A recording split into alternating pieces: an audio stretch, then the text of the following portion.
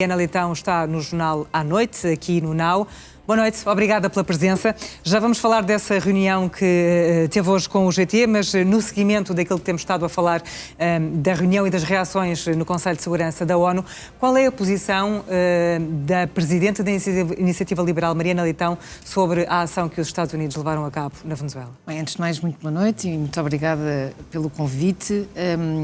Nós emitimos logo que as primeiras notícias começaram a sair um comunicado que fomos bastante claros. Aliás, a Iniciativa Liberal tem sido muito vocal relativamente ao que se passava, ao que se passa na Venezuela, relativamente ao regime de Nicolás Maduro, à ditadura que se vivia, à pobreza em que aquelas pessoas se encontravam, às perseguições a opositores, às eleições fraudulentas. Mas o facto de ser um ditador justifica uma ação militar deste tipo?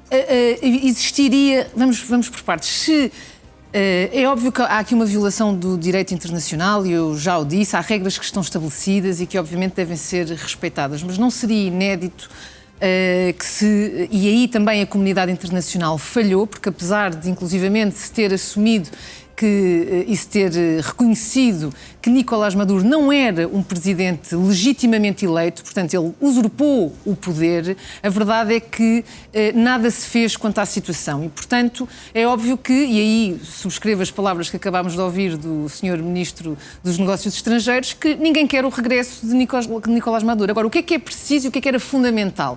Que se assegurasse um processo de transição. Ora, ao mantermos as pessoas ligadas ao regime, como está a acontecer, o que se prevê é que haja a manutenção do regime. E isso não interessa aos venezuelanos. O que os venezuelanos precisam é de liberdade, é de uma verdadeira democracia, é de sentirem que podem exercer livremente as suas liberdades, a liberdade de expressão, a liberdade de voto e caminharem para saírem da situação de pobreza em que se encontram há largas décadas. Que papel é que acha que cabe à União Europeia perante aquilo que está a acontecer? Obviamente que a União Europeia tem de tentar, através dos mecanismos, e não só a União Europeia, as várias organizações internacionais multilaterais, garantir e que se há uma pressão efetiva para que haja, desde já, eleições o mais depressa possível, em que haja condições para, por exemplo, libertar os presos políticos que sabemos que são em número elevado e onde se encontram também portugueses. Garantir que há oportunidade e liberdade para os mais de 7 milhões de refugiados poderem regressar à Venezuela se for essa a sua vontade. E, portanto, é preciso que se tomem estes passos e que a seguir se garantam eleições livres, democráticas, supervisionadas, obviamente, para garantir que qualquer índice de fraude, qualquer situação menos clara seja afastada, para que se possa ouvir, de facto, e os venezuelanos possam expressar livremente, e isto parece-me ser o mais importante.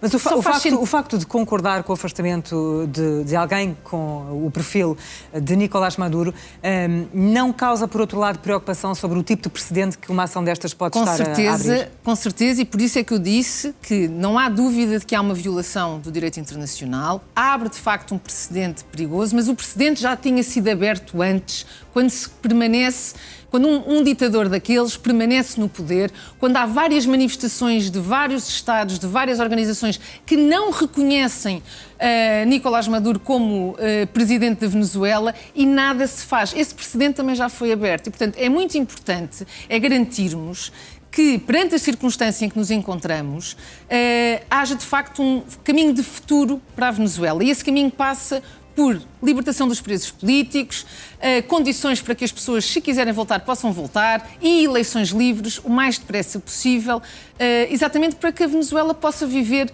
numa democracia, numa verdadeira democracia. E, obviamente, que este regime de transição tem de existir e, portanto, e não pode ser com a manutenção de quem lá estava e de quem fez parte e pactuou com todo este regime ditatorial, com toda esta opressão. Isso, na prática, significa que não vê com bons olhos que Décio Rodrigues seja presidente interino? Como é óbvio, não vejo com bons olhos, porque isso é, efetivamente, a manutenção do sistema que existia e o que era preciso era que houvesse, de facto, aqui uma transição pacífica, como é óbvio, pacífica, legítima e que garantisse, de facto, que fossem dados os passos necessários para se alcançar a democracia na Venezuela e a Venezuela poder finalmente respirar de alívio, perdoa-me a expressão, mas para que, de facto, as pessoas, os venezuelanos, possam viver em liberdade de uma vez por todas. Vamos avançar. Hoje esteve reunida com o GT para falar das propostas do Governo para a reforma da lei laboral, que é alterações que a Iniciativa Liberal defende, que devem ser feitas, provavelmente não todas, é o que nos também vai esclarecer. Mas deixe-me começar por perguntar-lhe para que é que serviu esta reunião com o GT? Olha, antes de mais, deixe-me dizer que foi uma reunião extremamente produtiva, porque pudemos aprofundar algumas matérias, mas acima de tudo foi importante para percebermos quais são as principais questões que estão em cima da mesa também para a UGT, mas também para nós, Iniciativa Liberal, podermos apresentar aquela que é a nossa visão, aquele que é o caminho que para nós tem de existir quando se fala numa revisão da lei laboral. Houve algum receio hoje nessa reunião transmitida pela UGT que tenha sido novidade para a Iniciativa Liberal? Não, obviamente que eu não vou entrar em detalhe de tudo aquilo que foi discutido, porque foram 2 horas de reunião, mas houve certamente algumas posições que não eram ainda, ou pelo menos nós não tínhamos um conhecimento detalhado dessas posições e obviamente que houve oportunidade para falarmos sobre algumas delas. No cômputo geral, obviamente que também já sabíamos pela forma como as negociações foram feitas e aquilo que veio a público pelas várias reuniões entre o Governo e as centrais sindicais, quais são as maiores pelo menos preocupações? da UGT, já tínhamos alguma ideia do que é que seriam as principais preocupações. Agora, aqui o importante é nós termos a noção do caminho que o país tem de seguir no âmbito de uma reforma laboral. E esse caminho é óbvio que e nós sempre dissemos isto, que de facto o Código do Trabalho e as leis laborais são muito rígidas no nosso país e, portanto, nós temos de caminhar sempre para uma lógica de maior flexibilidade, mas garantindo ao mesmo tempo que esse caminho de maior flexibilidade é acompanhado pela proteção das pessoas, pela proteção dos trabalhadores. O que é que isto significa? Significa que o sistema atual mantém as pessoas reféns, mantém as pessoas presas a um sistema que de facto não dá resposta, e que inclusivamente retira às pessoas margem negocial. E por isso é que dizemos também que há uma rigidez excessiva no nosso mercado de trabalho. Uma mudança de emprego é sempre uma situação muito delicada. E mudar essa rigidez não vai atropelar os direitos dos trabalhadores? Não, exatamente, por isso é que eu digo que é preciso que estes 2 caminhos sejam feitos em paralelo. Ao mesmo tempo que se flexibiliza o mercado de trabalho e as regras que regem esse mercado de trabalho, tem de se garantir que há este caminho de proteção das pessoas e dos trabalhadores, para garantir que essa flexibilidade é efetiva, mas ao mesmo tempo que os trabalhadores não são de forma alguma prejudicados. E quando eu digo, não é só mas acha prejudicados... que o anteprojeto do Governo garante isso, à partida? De todo o anteprojeto do Governo, aliás, o anteprojeto do Governo, se nós formos a ver com atenção, no fundo aquilo que faz e eu também não tenho tempo para entrar no detalhe todo de todas as alterações, mas no cômputo geral será, no fundo, reverter algumas das propostas do Partido Socialista, da Agenda Digna do Trabalho, para voltar ao sistema que tínhamos anteriormente. Ora, aquilo que nós sabemos é que nem esse sistema anterior, nem a Agenda Digna do Trabalho, nada disso resolveu os problemas do mercado de trabalho, ou tornou o mercado de trabalho mais produtivo, ou mais competitivo, ou garantiu o aumento dos salários, sequer. Continuamos com salários muito baixos e, portanto, sabemos que esse caminho não resultou. Nem a Agenda Digna do Trabalho, nem o regime que existia antes, em que muitas das alterações que agora o Governo vem propor são recuperar o que existia antes da Agenda Digna do Trabalho. E, portanto, aquilo que nós precisamos é de um caminho diferente. E é esse caminho que tem de ser com muito maior flexibilidade. E quando eu falo em flexibilidade, é uma questão das próprias pessoas sentirem liberdade para ir procurar melhores oportunidades, não sentirem que têm de estar agarradas, por exemplo, a um trabalho que não as satisfaz. E muitas vezes aquilo que nós assistimos e aquilo que nós sabemos que é uma realidade é que as pessoas acabam por, muitas vezes, estar num sítio onde não se sentem bem porque há um receio de perderem alguns direitos, há o receio de saírem e ficarem desprotegidos porque não têm direito a absolutamente nada se saírem e, portanto... E não é o que acontece?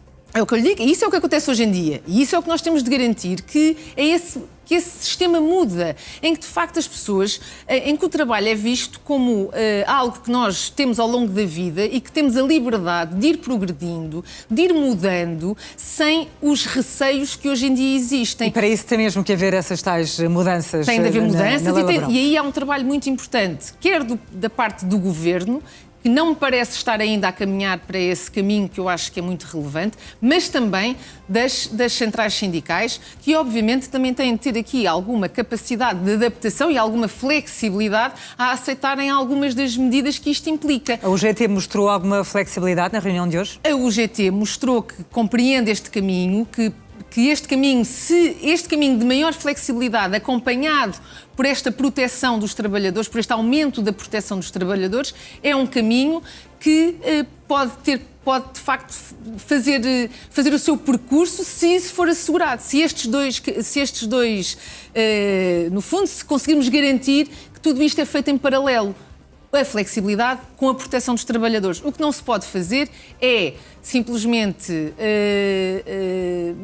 manter o sistema tal como está e fazer apenas algumas alterações, algumas delas até que não acho, que nem sequer concordo, e a Iniciativa Liberal, em muitas matérias no âmbito desta discussão, também já teve a oportunidade de o referir.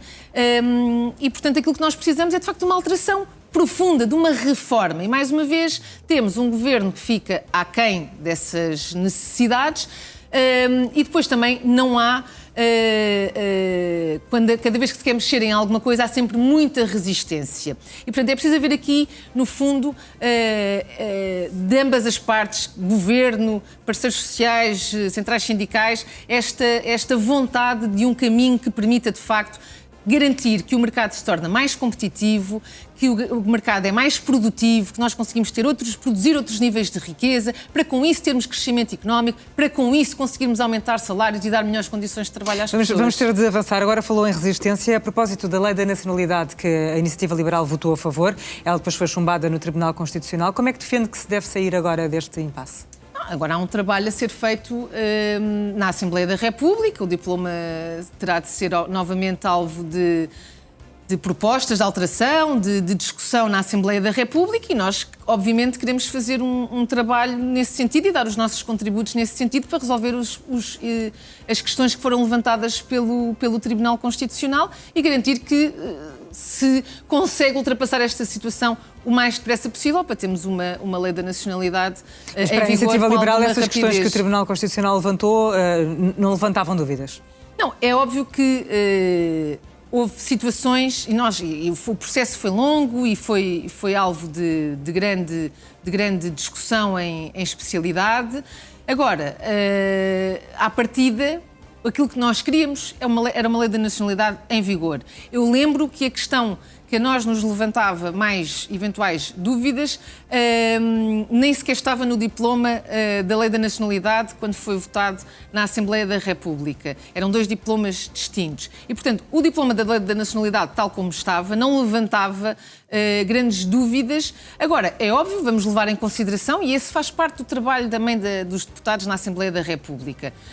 Houve uma avaliação feita pelo Tribunal Constitucional e agora teremos de fazer o nosso trabalho também de tentar, naquilo que sentirmos que faz que o Tribunal Constitucional levantou reservas sustentadas e fundamentadas, também tentar ir ao encontro dessas reservas levantadas pelo Tribunal Constitucional. Lá está, urgência é conseguirmos ter uma lei em vigor o mais depressa possível, que obviamente também não seja sistematicamente vetada e alvo de acordos de inconstitucionalidade. Porque o objetivo é pôr essa lei claro. Em vigor o mais rápido possível. Segundo dia de campanha para as eleições presidenciais, a Iniciativa Liberal apoia João Coutinho de Figueiredo. Tenciona participar em alguma ação de campanha junto do candidato que apoia? Eu ainda ontem estive no lançamento da campanha, a dar todo o apoio a João Coutinho de Figueiredo e, portanto, sim, sempre que houver essa oportunidade, com certeza que sim. Estará lá? Com certeza que sim. E também concorda com a participação de Luís Montenegro, primeiro-ministro, que é também presidente do PSD, mas, enfim, tem o papel de primeiro-ministro na campanha de apoio a Luís Marcos Mendes? Eu não gosto de condicionar a liberdade política de quem quer que seja. Agora, Há uma coisa é a participação de Luís Montenegro, tem direito a ela, outra coisa é o conteúdo daquilo que diz, e aí, obviamente, tenho largas críticas a fazer, porque acho que um apelo ao voto útil nesta fase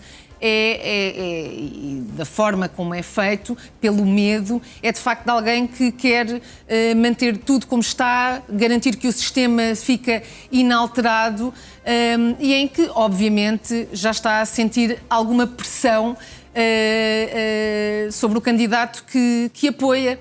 E por isso, nesse ponto de vista, acho que era mais benéfico para a democracia que um primeiro-ministro, porque ele também não deixa de ser primeiro-ministro, apelasse ao voto livre, que eu acho que é aquilo que as pessoas devem poder fazer em democracia, votar em quem acreditam, votar na sua primeira escolha, votar em quem lhes dá a confiança de um país melhor e de que vai trabalhar para esse país melhor.